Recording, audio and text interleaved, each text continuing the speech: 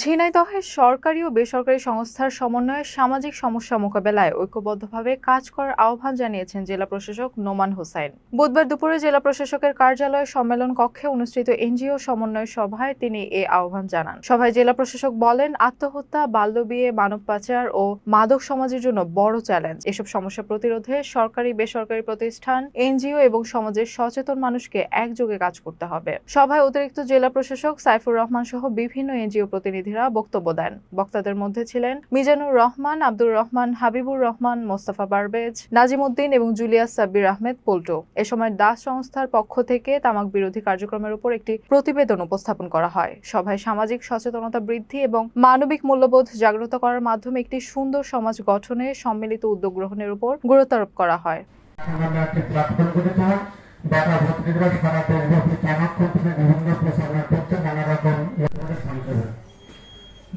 জেলা ধূমপান তামাকজাত দ্রব্য ব্যবহার নিয়ন্ত্রণ আইন বাস্তবায়নে কি পদক্ষেপ গ্রহণ করেছে, ধূমপান ও তামাকজাত দ্রব্য ব্যবহার নিয়ন্ত্রণ আইনে বেসরকারি সংগঠন হিসেবে বাস্তবায়নে বেসরকারি সংগঠন হিসেবে কাজের কার্যক্রমকে 1999 সালে ব্রিটিশ আমেরিকান টোবাকো কোম্পানি সংগঠনের প্রতিনিধি সাধারণ মানুষের বিরোধিতা করে এবং এক পর্যায়ে ব্রিটিশ আমেরিকান টোবাকো কোম্পানি